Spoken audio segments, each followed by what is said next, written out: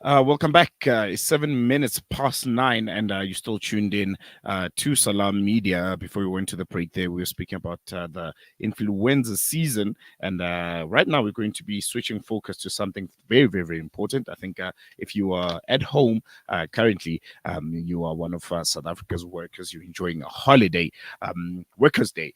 In South Africa, it's known as May Day, and it's a holiday. It's a public holiday that honors the role of workers and the labor movement. It's part of International Labor Day celebrations that occur around the world. The origins of Workers' Day date back to the labor union movements in the United States in the 1880s, particularly the Haymarket Affair in Chicago in 1886. But here in South Africa, we have a different kind of environment, particularly when it comes to workers' organizations and labor movements and the impact and influence that they've had on our country for the past 30 years, ever since we became a democracy, and even before that, during the apartheid regime. And to chat to us a bit about the role of labor in South Africa and how it has evolved through the years is Matthew Parks. He's from COSATU. Matthew, thank you so much for joining us, and welcome to Salam Media. Good morning. Thanks for having us.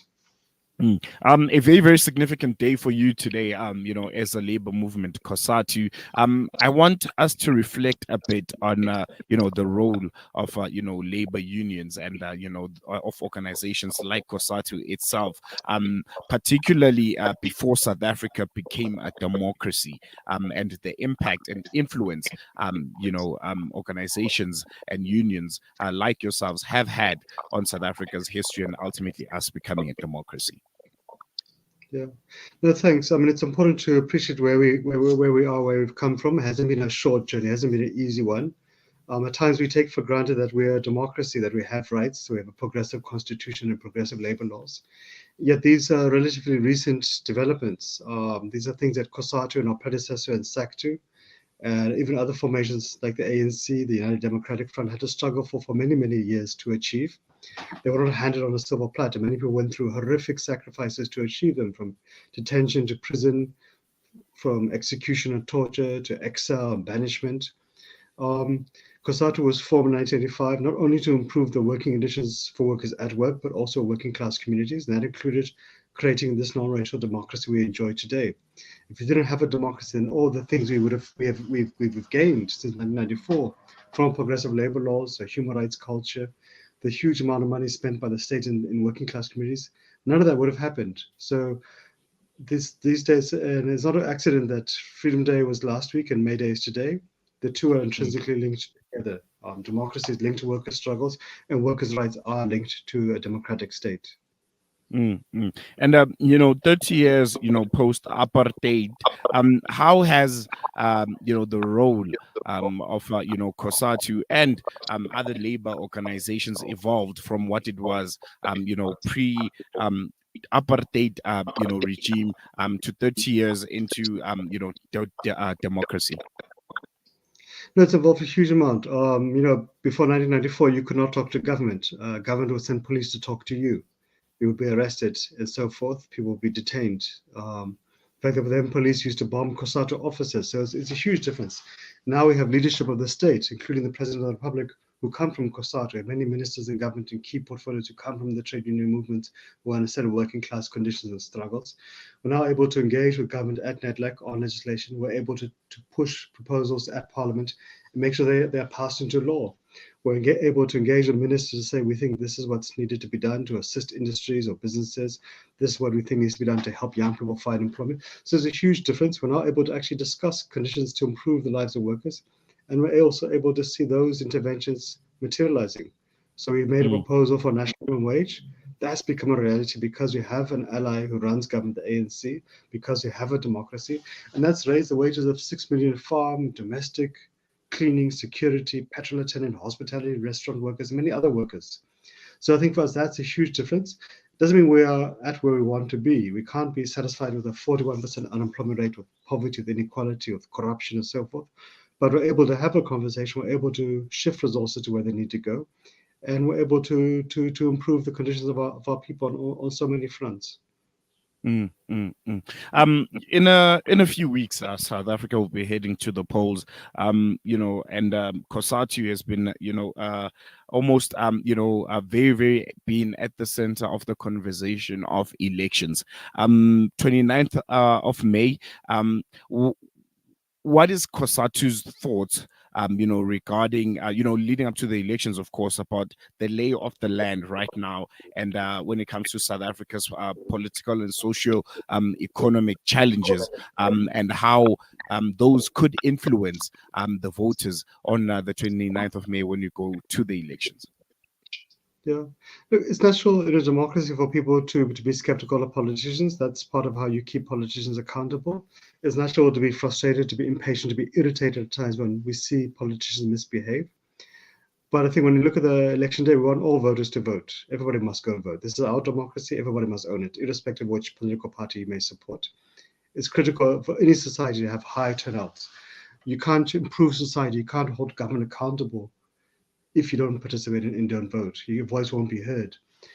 As COSATU, our mandate from our workers, from their families, is unashamedly to support the ANC. It was only the ANC which was with SACTU when it was banned. It is only the ANC which was there when COSATU was formed. It is only the ANC which worked with us to draft this progressive constitution. It's only the ANC which has defended our progressive labor laws, which has enabled us to improve the lives of workers. We work closely with government and business during COVID-19 to save lives and livelihoods. It was the ANC which worked with us to pass the minimum wage.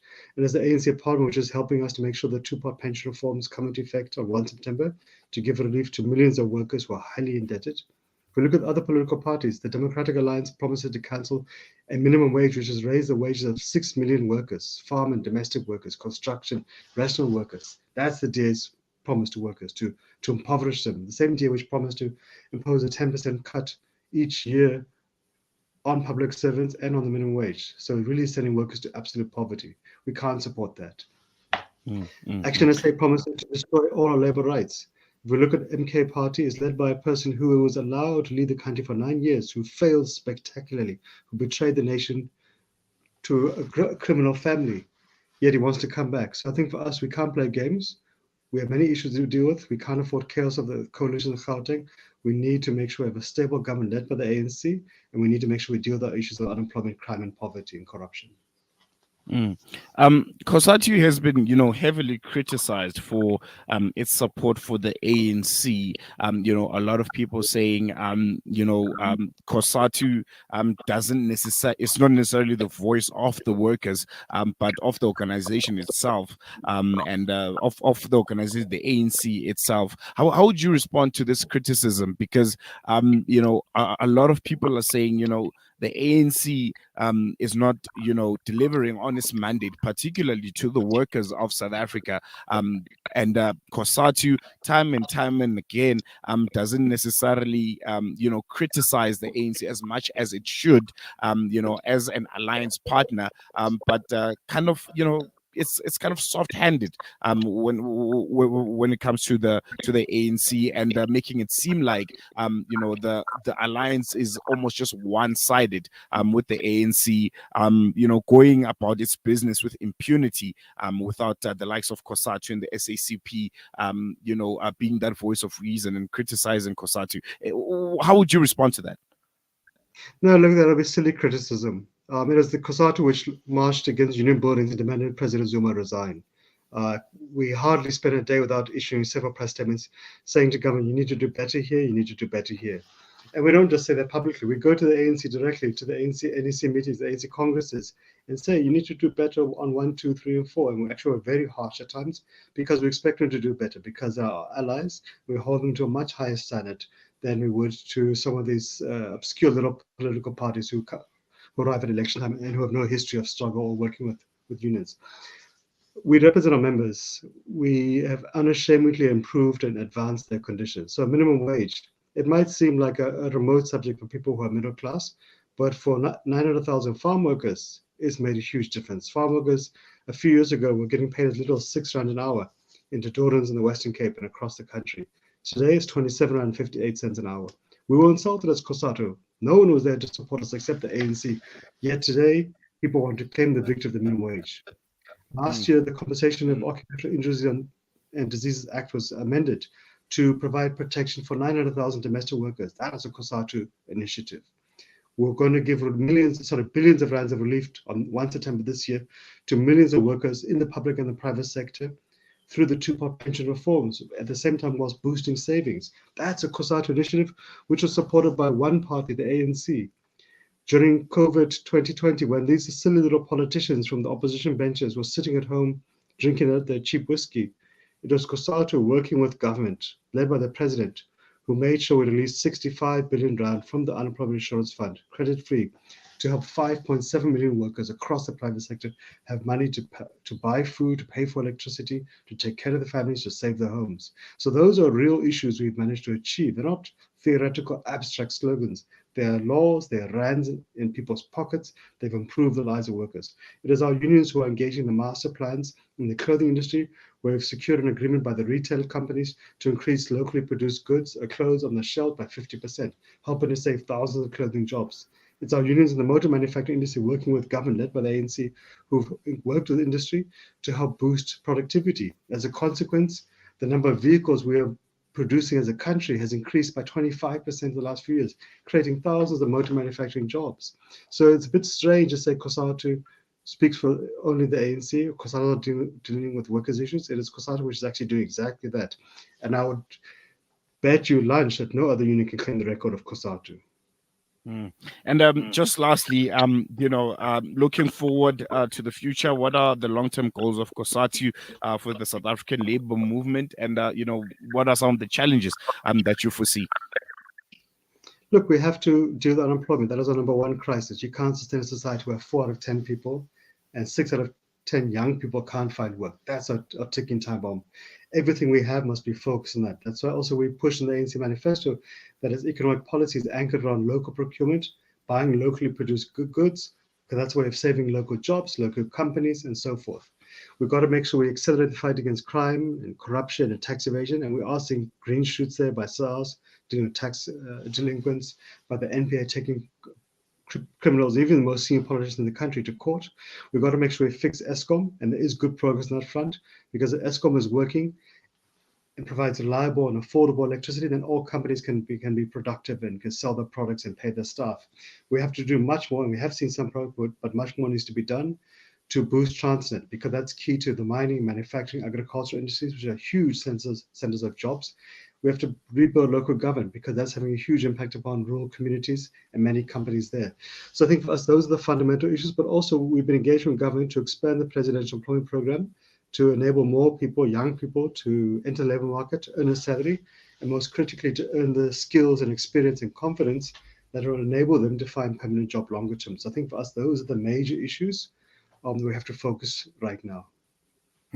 Yeah, I think we're going to leave it there, Matthew. Thank you so much for joining us, and I hope you have a really, really good workers' day. And I'm sure we'll be chatting to you in the near future as we head to the elections, and COSATU being largely part of the conversation. Okay, thank you.